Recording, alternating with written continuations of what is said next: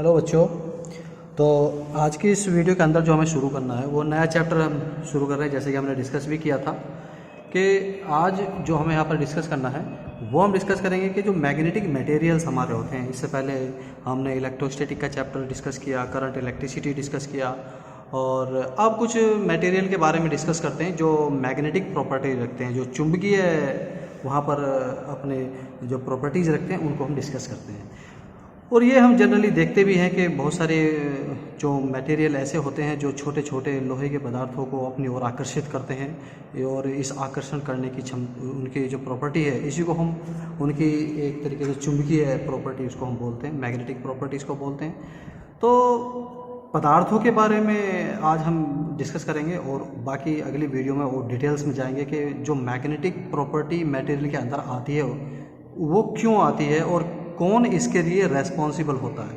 तो वो चीज़ें अगली वीडियो में डिस्कस करेंगे। आज हम जो इस वीडियो के अंदर हमें डिस्कस करना है वो कुछ मैग्नेटिक प्रॉपर्टीज वाले जो पदार्थ हैं उनके बारे में डिस्कस हम कर लेते हैं, यानी कि classification of the magnetic material और उनकी क्या क्या प्रॉपर्टीज़ हैं वो हम देख लेते हैं। तो चुंबकीय प्रॉपर्टी के आधार पर कुछ मटेरियल जो हमारे पदार्थ होते हैं, जैसे कि आपके हम वही डिस्कस करेंगे जो आप लोगों के सिलेबस में है। बाकी तो और मैग्नेटिक प्रॉपर्टीज़ की बहुत काफ़ी चीज़ होती हैं, लेकिन जो आपके सिलेबस से रिलेटेड है वो ये है कि magnetic materials and their properties. इस चैप्टर के अंदर और भी चीज़ें हैं वो बाद में डिस्कस करेंगे, तो ये हम आज डिस्कस कर लेते हैं। तो देखते हैं कि जो हमारे मैग्नेटिक मटेरियल्स होते हैं वो तीन तरह के होते हैं: डायमैग्नेटिक मटेरियल्स, पैरामैग्नेटिक मटेरियल्स, और एक होता है फेरोमैग्नेटिक मटेरियल्स होता है। तो इन तीन मैग्नेटिक मटेरियल्स वे कौन से होते हैं और इनके कौन से एग्जांपल्स, कौन कौन से मटेरियल वो देखेंगे, और उनकी प्रॉपर्टीज़ क्या है वो सब हम यहाँ पर डिस्कस करेंगे। तो देखते हैं कि जैसे डायमैग्नेटिक मटेरियल है, पहले इसको लेंगे फिर इसको देखेंगे फिर इसको देखेंगे। तो सबसे पहले डिस्कस करते हैं कि जो ऐसे चुंबकीय मटेरियल हैं जिनको हम डायमैग्नेटिक कहते हैं, तो इनकी खासियत क्या होती है? Weakly magnetize in opposite direction of the magnetic field. इसका मतलब ये है कि अगर हम इनको मैग्नेटिक फील्ड में रखें, मैग्नेटिक फील्ड में कैसे रखेंगे? मान लेते हैं कि ये यहाँ पर एक मैग्नेटिक फील्ड यहाँ पर ये है, मान लेते हैं मैग्नेटिक फील्ड कैसे क्रिएट करेंगे कि चुंबक के अंदर हम जानते हैं कि नॉर्थ पोल होता है और एक साउथ पोल होता है, इसको भी ये नॉर्थ पोल और साउथ पोल होता है। तो ये दो मैग्नेट पास पास हम रख करके वहाँ पर डिसाइड कर सकते हैं कि कैसे मैग्नेटिक फील्ड क्रिएट करें। तो यहाँ से मैग्नेटिक फील्ड बन जाता है, और जो मैग्नेटिक फील्ड लाइंस होती है वो नॉर्थ से साउथ की तरफ को होती है। तो जब हम डायमैग्नेटिक मटेरियल को इसके यहाँ पर रखें, यहाँ पर क्या है, एक तरीके का मैग्नेटिक फील्ड यहाँ पर बन जाता है, ये मैग्नेटिक फील्ड यहाँ पर बन जाता है। तो अगर हम इस डायमैग्नेटिक मटेरियल को यहाँ पर मैग्नेटिक फील्ड में रखें तो देखते हैं कि ये हल्के से मैग्नेटाइज हो जाते हैं, और मैग्नेटाइज इनकी जो डायरेक्शन है वो इस मैग्नेटिक फील्ड की डायरेक्शन के अपोजिट होती है एक तरीके से। तो ये डायमैग्नेटिक मटेरियल की एक प्रॉपर्टी है कि वो मटेरियल सब जो मैग्नेटिक फील्ड में रखने पर मैग्नेटिक फील्ड की अपोजिट डायरेक्शन में एक तरीके से मैग्नेटाइज होते हैं, तो उनको हम डायमैग्नेटिक मटेरियल्स यहाँ पर कहते हैं। एग्जाम्पल देख लेते हैं, जैसे कि कॉपर है, गोल्ड है, सिल्वर है, बिस्मथ है, जिंक है, लेड है, वाटर है, मरकरी है, एयर है, हाइड्रोजन है। तो इस तरह के जो भी मटेरियल हैं वे सब डायमैग्नेटिक मटेरियल की कैटेगरी में आते हैं। तो ये डायमैग्नेटिक मटेरियल के एग्जांपल्स हैं जो इन पदार्थों के अंदर डायमैग्नेटिक की प्रॉपर्टी पाई जाती है। और इनकी कुछ प्रॉपर्टीज ये हैं कि जब हम किसी डायमैग्नेटिक मटेरियल को मैग्नेटिक फील्ड में रखते हैं तो वो इस मैग्नेटिक फील्ड के परपेंडिकुलर डायरेक्शन में आके ठहरते हैं। अगर फ्रीली यहाँ पर डायमैग्नेटिक मटेरियल को लटका दिया जाए, एक रॉड को लटका दिया जाए जो डायमैग्नेटिक मटेरियल से बनी होती है, तो हम उनको देखते हैं कि वो मैग्नेटिक फील्ड की एक तरीके से परपेंडिकुलर डायरेक्शन में आके ठहरते हैं। तो डायमैग्नेटिक जो मटेरियल है उनमें ये खासियत होती है। अगला इसकी जो प्रॉपर्टी है, ये मैग्नेटाइज होते हैं opposite direction to the magnetic field, जो भी हम लगाते हैं ये है। साथ ही अगर हम किसी ट्रांसपेरेंट ग्लास प्लेट के कुछ प्लेट में इस तरह की डायमैग्नेटिक मटेरियल को फिल कर लें और इसको देखें और इसको देखें, तो जब ये मैग्नेटिक जो पोल्स हैं जब पास पास होंगे तो कुछ डायमैग्नेटिक की मटेरियल की शेप कुछ इस तरह से आ जाती है, सेंटर में से तो वो दब जाती है और किनारों से उठ जाती है। लेकिन अगर ये मैग्नेटिक जो पोल्स हैं उनको दूर दूर कर दें तो कुछ ऐसी स्थिति आ जाती है कि सेंटर से तो डायमैग्नेटिक पाउडर है या कुछ भी है तो या लिक्विड है वो, तो सेंटर से वो उड़ जाता है। तो इस तरह से तो ये भी इनके अंदर प्रॉपर्टी होती है। और एक और प्रॉपर्टी होती है कि जब हम डायमैग्नेटिक मटेरियल को मैग्नेटिक फील्ड में रखते हैं तो वो मैग्नेटिक फील्ड लाइंस इस डायमैग्नेटिक मटेरियल को पेनिट्रेट नहीं करती हैं, बल्कि इसके साइड से होकर गुजर जाती हैं, इसको पेनिट्रेट नहीं कर पाती हैं। तो ये भी एक डायमैग्नेटिक मटेरियल की खासियत यहाँ पर होती है। साथ ही अगली जो इसकी प्रॉपर्टी है वो ये है कि अगर हम किसी डायमैग्नेटिक मटेरियल को यू शेप की जो यू ट्यूब है उसमें फिल कर दें और यहाँ पर कोई मैग्नेटिक फील्ड क्रिएट करें, दो चुंबक यहाँ पर रख दें, तो देखते हैं जो डायमैग्नेटिक मटेरियल है वो इस यू ट्यूब से वो नीचे को, इसका जो लेवल है वो नीचे को शिफ्ट हो जाता है। जो डिप्रेस्ड इसमें देखने को हमें मिलता है मैग्नेटिक मटेरियल में। तो ये भी इसकी एक प्रॉपर्टी है। अगली प्रॉपर्टी इसकी जो है वो ये है कि जो मैग्नेटिक फील्ड लाइंस हैं can never be intersect the diamagnetic materials. ये अभी हमने यहाँ पर समझा इस वाले डायग्राम के अंदर। और एक होती है मैग्नेटिक परमेबिलिटी होती है, एक रिलेटिव मैग्नेटिक परमेबिलिटी होती है। तो ये रिलेटिव मैग्नेटिक परमेबिलिटी होती है, जैसे कि हमने इलेक्ट्रोस्टैटिक के अंदर डाइलेक्ट्रिक कांस्टेंट हमने पढ़ा था, तो वहाँ पर रिलेटिव परमिटिविटी होती है एप्सिलॉन आर। तो यहाँ पर जो म्यू आर होता है, ये इसको हम देखेंगे अभी जब और डिटेल में इसको पढ़ेंगे। तो म्यू आर एक तरीके से रिलेटिव परमिबिलिटी है मैग्नेटिक मटेरियल की, और ये 1+ जाइम होती है। जाइम इज़ द मैग्नेटिक ससेप्टिबिलिटी, ये भी एक मैग्नेटिक पैरामीटर है चूंकि उसका। तो देखते हैं कि यहाँ पर ये रिलेशन होता है, और इसके अंदर जो रिलेटिव परमिबिलिटी है वो <1 होती है, और जो मैग्नेटिक ससेप्टिबिलिटी होती है वो भी <1 होती है, नेगेटिव यहाँ पर निकल के आती है। अगर फॉर परफेक्ट डायमैग्नेटिक मटेरियल की बात करें तो देखते हैं कि उसके अंदर जो रिलेटिव परमिबिलिटी होती है वो 0 होती है, और मैग्नेटिक ससेप्टिबिलिटी जो होती है उसकी -1 होती है। और इन डायमैग्नेटिक मटेरियल पे टेम्परेचर का कोई इफेक्ट नहीं पड़ता है। तो ये जो 2-3 पॉइंट मैंने यहाँ पर लिखे हैं, ये वाले जितने भी हैं, तो ये ऑब्जेक्टिव टाइप क्वेश्चंस में बहुत इंपॉर्टेंट होते हैं। तो यहाँ से तो ज़्यादातर मैंने एग्जाम्स के कॉम्पिटिशन्स में भी देखा है कि यहाँ से काफ़ी क्वेश्चंस उठा लिए जाते हैं और पूछ लिया जाता है कि जो मैग्नेटिक ससेप्टिबिलिटी है या रिलेटिव परमेबिलिटी है ऑफ डायमैग्नेटिक मटेरियल वो कैसी होती है, वो <1 हम वहाँ पर लिखते हैं। तो ये ऑब्जेक्टिव टाइप के लिए भी काफ़ी वहाँ पर ये है। तो ये चीज़ें यहाँ पर होती हैं। तो अब हम देखते हैं कि जो हमारे पैरामैग्नेटिक मटेरियल्स हैं वो क्या होते हैं। तो यही प्रॉपर्टी इसके अंदर कैसी होंगी वो यहाँ पर देखा जाता है।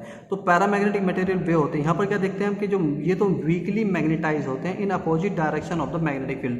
बट यहाँ पर क्या देखा जाता है, ये जो पैरामैग्नेटिक मटेरियल्स हैं ये वीकली मैग्नेटाइज होंगे but in the direction of the magnetic field होंगे, अपोजिट में नहीं होंगे। यहाँ पर अपोजिट में थे, लेकिन यहाँ पर क्या होगा, अपोजिट में नहीं है बल्कि फील्ड की डायरेक्शन में ही ये मैग्नेटाइज होंगे। और यहाँ पर जो इसके एग्जांपल्स हैं वो एल्युमिनियम है, सोडियम है, मैग्नीज है, टंगस्टन है, ऑक्सीजन है, और कॉपर क्लोराइड है CuCl2, और प्लेटिनम है। इस तरह के जो भी ये मटेरियल है ये सब पैरामैग्नेटिक मटेरियल की कैटेगरी में आते हैं। और यहाँ पर देखते हैं कि अगली प्रॉपर्टीज़ क्या है, जैसे कि इसमें आया था। तो यहाँ पर हम देखते हैं कि ये तो डायमैग्नेटिक मटेरियल इसके परपेंडिकुलर आकर ठहरते हैं, लेकिन ये उसी जो मैग्नेटिक फील्ड की डायरेक्शन है उसी डायरेक्शन में आकर ये ठहरते हैं। ये पैरामैग्नेटिक मटेरियल की खासियत है। और मैग्नेटाइज होते हैं in the direction of the magnetic field, जो हमने भी बताया। और अगर कोई मैग्नेटिक मटेरियल, जो पैरामैग्नेटिक मटेरियल का पाउडर या लिक्विड हम किसी गिलास में, प्लेट के अंदर, वेसल के अंदर भर लें, तो वहाँ पर देखा जाता है कि यहाँ पर जो ये इसका जो ये शेप है मटेरियल की, पैरामैग्नेटिक मटेरियल की, तो इसके अपोजिट हो जाती है। पहले ये यहाँ पर थी लेकिन ये पहले हो जाता है। जब ये पोल्स हम दूर दूर रखते हैं तो इस तरह की शेप आ जाती है, जैसे कि यहाँ पर ये पहले आई थी। तो इसके अपोजिट यहाँ पर सारी प्रॉपर्टीज एक तरीके से आती है। तो यहाँ पर हम क्या देख रहे थे कि अगर हम पैरामैग्नेटिक मटेरियल को मैग्नेटिक फील्ड में रख दें तो इसमें हमने क्या देखा कि वो तो उससे बाहर को निकल जाती है, पेनिट्रेट नहीं करती हैं। लेकिन इसके अंदर क्या होता है कि वो इसको पेनिट्रेट करती हैं और एक तरीके से इसकी तरफ को आकर्षित भी होती हैं। और यू शेप की ट्यूब के अंदर अगर हम पैरामैग्नेटिक मटेरियल फिल कर दें तो वहाँ पर ये देखा जाता है कि ये उसमें ऊपर को एक तरीके से पहुँच जाता है। यहाँ पर जो लेवल है वो ऊपर शिफ्ट हो जाता है, इसमें क्या होता है, डाउन शिफ्ट हो जाता है। और साथ ही देखा जाता है कि जो रिलेटिव परमेबिलिटी होती है वो इसमें पॉजिटिव होती है और >1 होती है पैरामैग्नेटिक मटेरियल के लिए। ऐसे ही जो मैग्नेटिक ससेप्टिबिलिटी होती है वो >1 यहाँ पर होती है। तो और यहाँ पर जो पैरामैग्नेटिक मटेरियल है वो टेम्परेचर पे डिपेंड करते हैं, inversely proportional to the temperature. जो मैग्नेटिक ससेप्टिबिलिटी होती है it is inversely proportional to the temperature of the material. तो इसको क्यूरी लॉ इसको हम बोलते हैं। और देखते हैं कि जैसे जैसे टेम्परेचर बढ़ाते हैं तो मैग्नेटिक ससेप्टिबिलिटी कम होती चली जाती है। तो ये इसका टेम्परेचर के साथ वेरिएशन है। काफ़ी बार ये ऑब्जेक्टिव टाइप क्वेश्चन में कुछ भी लिया जाता है कि जो मैग्नेटिक ससेप्टिबिलिटी होती है पैरामैग्नेटिक मटेरियल की, वो टेम्परेचर पे किस तरह से डिपेंड करती है। डायमैग्नेटिक तो डिपेंड नहीं करता, लेकिन ये इन्वर्सली प्रोपोर्शनल होता है, तो ये इस तरह से यहाँ पर डिपेंड करता है। चलिए फेरोमैग्नेटिक मटेरियल पे हम देखते हैं कि जो फेरोमैग्नेटिक मटेरियल हमारे ये हैं, तो इसमें ज़्यादा देखा जाता है कि ये जो पैरामैग्नेटिक, देखो इसमें यहाँ पर हमें एक चीज़ ध्यान रखना है, जो पैरामैग्नेटिक मटेरियल की प्रॉपर्टीज़ हैं वे सारी प्रॉपर्टीज़ भी फेरोमैग्नेटिक में होंगी, लेकिन स्ट्रॉन्ग वे में होंगी। ये स्ट्रॉन्गली मैग्नेटाइज होगा in the direction of the field, जो फील्ड की डायरेक्शन है उसमें होगा। और इसके जो एग्जांपल्स हैं वो ये हैं आयरन है, निकल है, कोबाल्ट है, एक्सेट्रा। ये इस तरह के यहाँ पर फेरोमैग्नेटिक मटेरियल्स यहाँ पर होते हैं और इनमें ये स्ट्रॉन्गली मैग्नेटाइज यहाँ पर बन जाते हैं। तो ये सबसे बढ़िया चुंबक बनते हैं क्योंकि इनमें यहाँ पर मैग्नेटाइजेशन ज़्यादा होता है। और अगर फील्ड की डायरेक्शन में इनको रख दें तो बिल्कुल ये फील्ड की डायरेक्शन में क्विक अलाइन हो जाते हैं इस तरह से, और ये स्ट्रॉन्ग यहाँ पर मैग्नेटाइज होते हैं। तो जैसे हमने यहाँ पर दिया भी है, show all the properties of the paramagnetic material but in strong वे। इसके अंदर हम देखते हैं कि फेरोमैग्नेटिक मटेरियल के अंदर डोमेन्स का भी कंसेप्ट यहाँ पर आता है। जब इसको थ्योरी में और हम देखेंगे, इसमें डोमेन्स बनते हैं, छोटे छोटे रीजन वहाँ पर बनते हैं, और सभी में जो मैग्नेटिक डायपोल्स होते हैं उसके अलग अलग होते हैं, और मैग्नेटाइजेशन भी हर डोमेन्स का अलग अलग होता है। और साथ ही इसमें सॉफ्ट आयरन भी होते हैं और हार्ड आयरन भी होते हैं। सॉफ्ट आयरन भी होते हैं कि अगर यहाँ से मैग्नेटिक फील्ड को हटा लिया जाए तो ये पुनः अपनी मैग्नेटाइजेशन इसमें से ख़त्म हो जाता है। लेकिन हार्ड मटेरियल फेराइट्स कुछ ऐसे होते हैं जो अगर एक्सटर्नल मैग्नेटिक फील्ड को हटा लिया जाए तो उनमें मैग्नेटिज्म का प्रॉपर्टी थोड़ी सी बची रह जाती है। तो ऐसे जो मटेरियल हार्ड मटेरियल यहाँ पे कहलाते हैं। साथ ही इनकी जो रिलेटिव परमेबिलिटी होती है वो यहाँ पर देखेंगे तो ये ग्रेटर देन 1 होती है यहाँ पर ये। और मैग्नेटिक ससेप्टिबिलिटी भी ग्रेटर 1 लिखेंगे, ज़्यादा लिखेंगे। और मैग्नेटिक ससेप्टिबिलिटी भी यहाँ पर टेम्परेचर पर डिपेंड करती है, वो इस तरह से करती है। और अगर फेरोमैग्नेटिक मटेरियल को हीट किया जाए तो एक पर्टिकुलर टेम्परेचर पे आके फेरोमैग्नेटिक मटेरियल पैरामैग्नेटिक मटेरियल में कन्वर्ट हो जाते हैं, और उस टेम्परेचर को हम एक तरीके से क्यूरी टेम्परेचर वहाँ पर कहते हैं कि ये वो टेम्परेचर होता है, या क्रिटिकल टेम्परेचर भी इसको बोलते हैं, क्यूरी टेम्परेचर भी इसको बोलते हैं एक तरीके से, कि ये वो टेम्परेचर है जहाँ से फेरोमैग्नेटिक मटेरियल पैरामैग्नेटिक मटेरियल में कन्वर्ट हो जाता है। तो ये कुछ डायमैग्नेटिक मटेरियल, पैरामैग्नेटिक मटेरियल और फेरोमैग्नेटिक मटेरियल के कुछ प्रॉपर्टीज़ हैं। इससे आगे और भी चीज़ें इस चैप्टर के अंदर हम डिस्कस करेंगे। और कुछ ब्रांचेज हैं, जैसे टेक्सटाइल की ब्रांचेज हैं, उनमें तो ज़्यादा डिटेल में नहीं है, लेकिन हाँ कुछ इलेक्ट्रिकल की ब्रांच है, मैकेनिकल की ब्रांच है, तो वहाँ पर हम देखते हैं कि उसमें और भी इस चैप्टर के अंदर है, तो हम उनके लिए इसमें देखेंगे। और देखेंगे कि कैसे जो वहाँ पर मैग्नेटोस्टैटिक्स होता है, जैसे इलेक्ट्रोस्टैटिक होता है तो वहाँ पर भी मैग्नेटोस्टैटिक्स वहाँ पर वो होता है, तो वो उसकी प्रॉपर्टी पढ़ेंगे। और देखेंगे कि जो मैग्नेटिक प्रॉपर्टी आती है वो इलेक्ट्रॉन के न्यूक्लियस के चारों तरफ घूमने से वो कैसे संबंध वहाँ पर होता है, तो वो डिस्कस करेंगे। तो और इसकी डिटेल में हम मैग्नेटिक प्रॉपर्टी को डिस्कस करेंगे, जो कि नेक्स्ट वीडियो के अंदर हम डिस्कस करेंगे। तो आज इतने रखते हैं। थैंक यू, जय हिंद।